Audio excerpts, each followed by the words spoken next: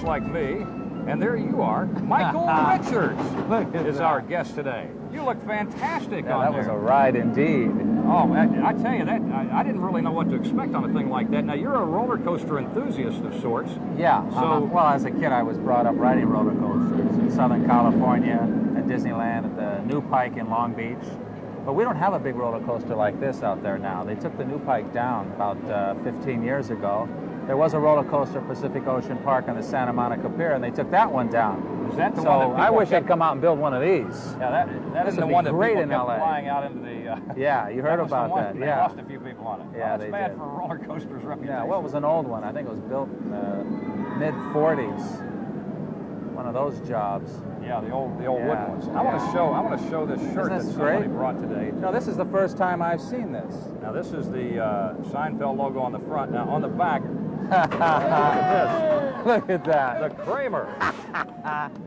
Is that something? Is that a man with an attitude or not? Yeah. That's awesome. Well, you know, I cut my sideburns. I had a project. I just finished making some comedy shorts for the Canadian market. I've got to really speak out here. The roar of this great beast of a ride behind us could overtake me.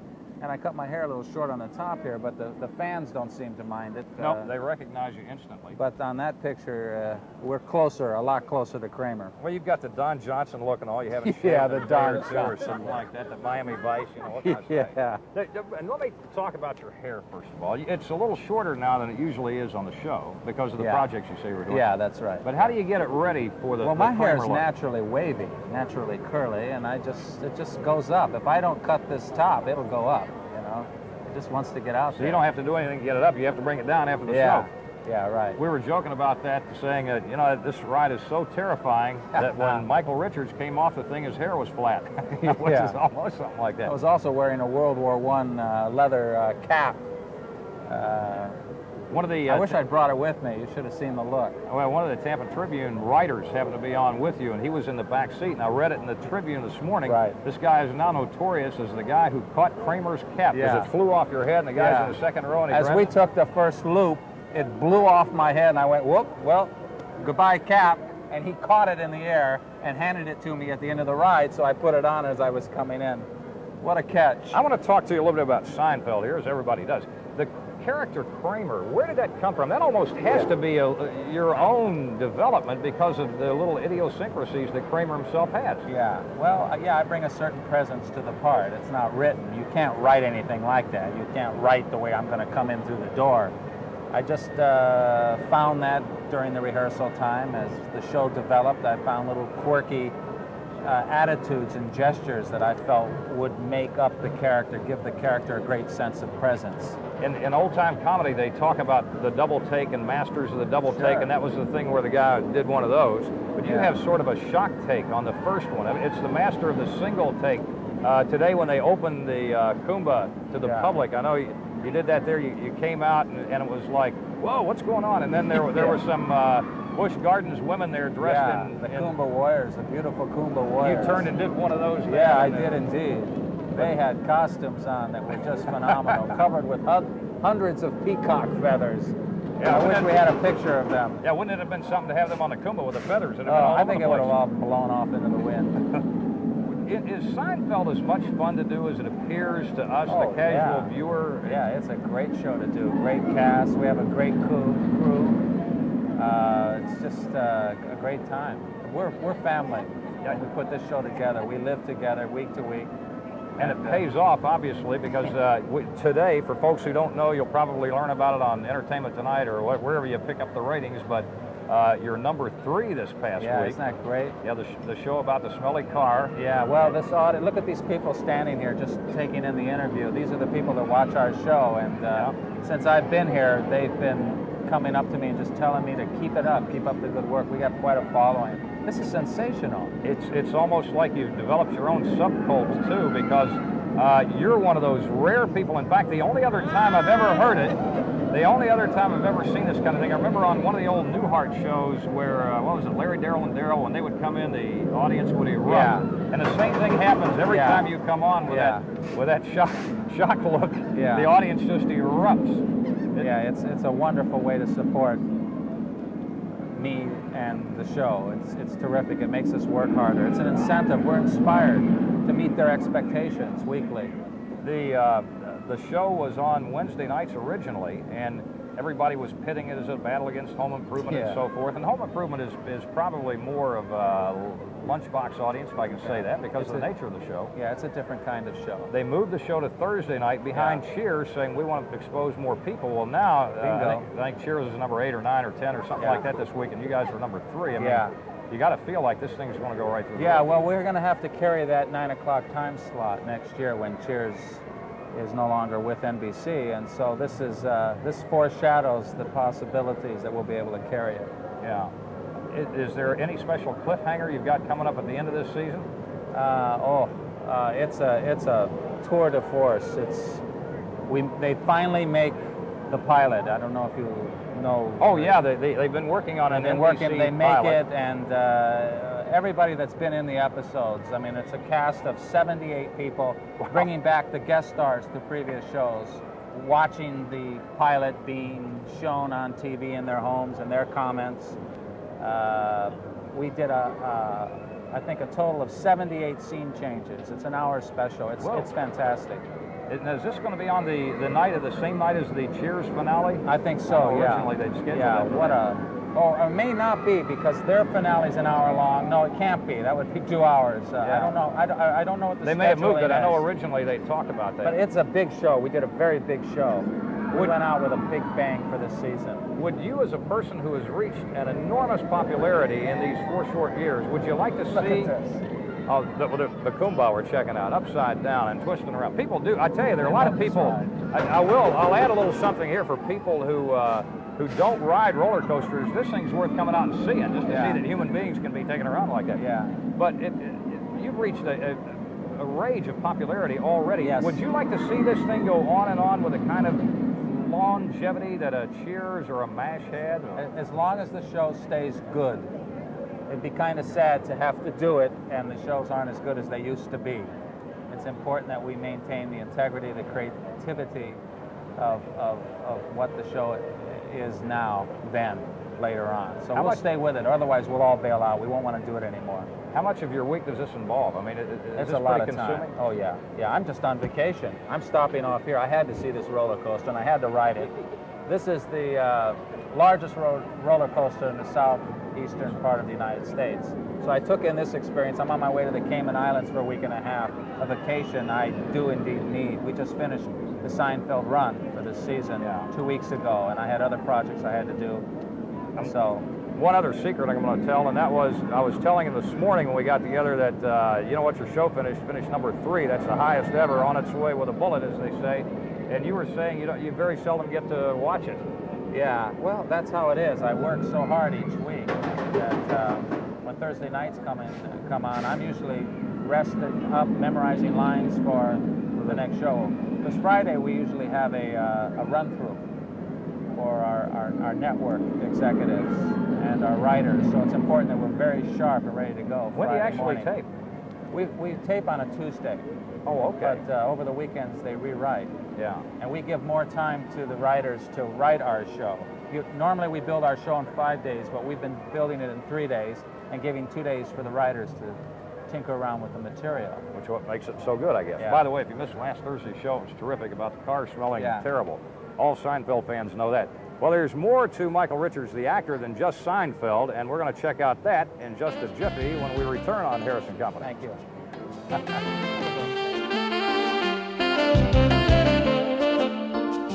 A powerful evil force in the universe, and it lives at Channel 8, and I've seen it. And I don't want it to pop its ugly, greasy head around here. Do you? No! When did you do that? That was done about, I think, 4 years ago. It was apparently right after you met our executive producer of this show. I heard you talking about him in that thing. Terrible Channel 8 in the bunch. Yeah, terrible Channel 8. That was called a movie called UHF. Yeah, I did that with Weird Al Yankovic for Orion. Was that before you ever started in Seinfeld? Oh, yeah, that was before. Just after I finished that picture, I did another picture called Problem Child. I played a weirdo, broke out of prison named Martin Beck. Did it in any way relate to the kind of, do you do a lot of the kind of Kramer characters we see? You're talking about doing some stuff on cable TV, the real hyper and... No, this is the first time I've done, oh, yeah, that kind, there's a style to my kind of comedy, but Kramer is in a league of his own. These are all different characters. If you look at Stanley Spadowski in UHF, that's a much different character than Kramer. Or Martin Beck in Problem Child. Any of the characters I play, I try to create a uniquely different character each time. While we're talking about UHF, let's take a look at another scene from that one. Oh, good. This is memory. Be nice.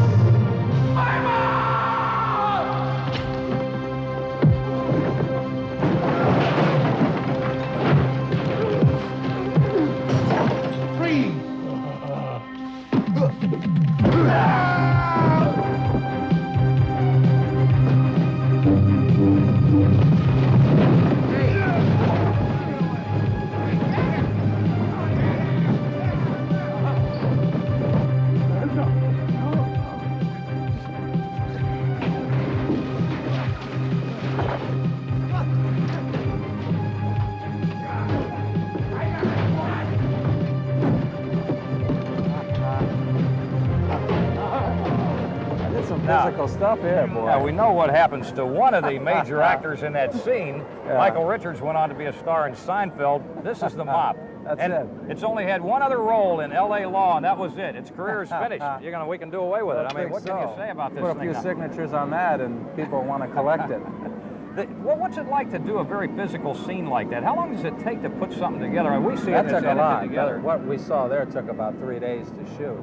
Really? Yeah, that's a lot of work there, a lot of setups. I had these teeth I wore for the character, and I know when I did a couple of falls, I had to be careful that I didn't break the teeth.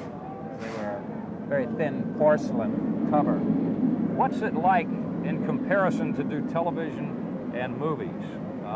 You mentioned you spent 3 days doing that scene. Obviously, you can almost do a whole Seinfeld. Yeah, features take a lot more time. Television, the scenes you see on Seinfeld, maybe a couple of passes before an audience, a few pickups, but that's it.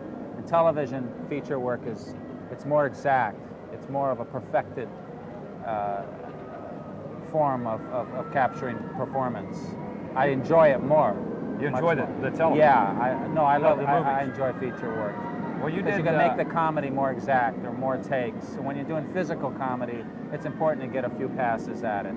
You also have just completed the Coneheads, which is going to be one of those super pictures coming out this summer. Yeah, that'll be a big picture this summer with Danny Aykroyd and the whole gang. We just finished an hour MTV promotional special for that picture, which was a wild. They'll see it. Yeah, the Coneheads, of course, from Saturday Night Live and so yeah. forth. And speaking of that, now you did that kind of ensemble comedy at one time too, the Fridays programs, which people thought were terribly innovative, and for some reason they had trouble getting the kind of publicity needed to keep them going. Well, Saturday, maybe it was a bad night. Well, it was a late night show. They moved us from 11:30 to 12:30 at night, and I always felt that was an experiment. I mean, to be quite honest with you, I didn't think the writing was that hot on that show, but that was another tour de force. That was a live show each week, a scramble to make things work. And I don't use cue cards. I have to memorize everything. So I'm not looking at because in order to maintain my involvement with the characters I play, I don't like to step out of the character to grab my lines off the cue card. So I work very, very hard to know all my lines. And let's take something like Seinfeld. Are you able to work with the script and turn it into your own language? Or We work. We move dialogue around. We do a lot of that. We're very open-ended on the show. We have to be. I want to go back again. This is something I asked you on the radio this morning, and that is, in high school, you were destined to do this kind of thing, right? I think so, yeah. I was voted most humorous in my senior class, and I was always involved in the drama department since junior high. We're going to talk more about some of the things, another project you have coming up on NBC soon. Plus, take a look at our momentous ride on the Thundering Kumba in just a moment when Harris & Company returns. Kumba. Kumba. There it is.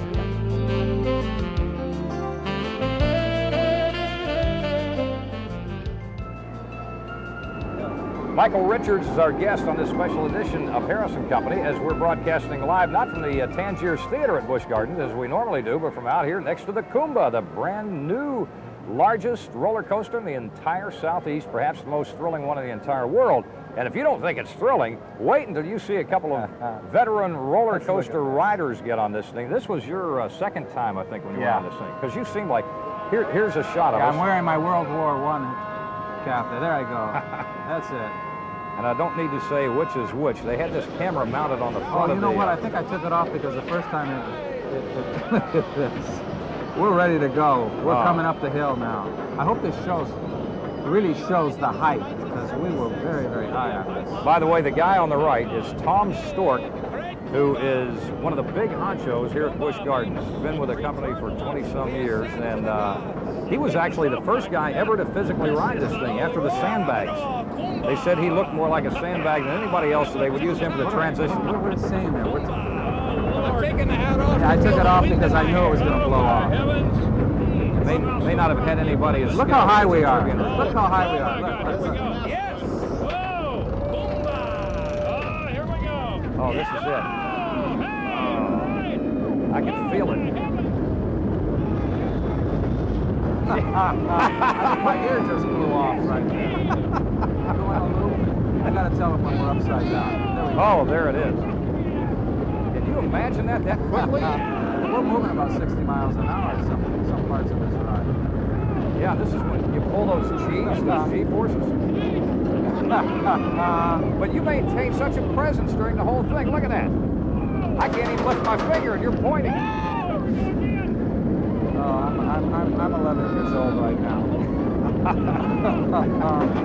I think I just hit 90. But you can see how smooth this ride is. See, we're not really getting banged around. This ride is designed in a way where you really just move very, very well and take these turnabouts. These are the G-forces. Remember that 3.5 Gs right here.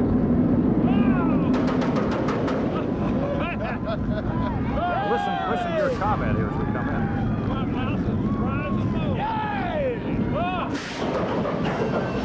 Oh, Lord. You see the line of people standing to get on this ride?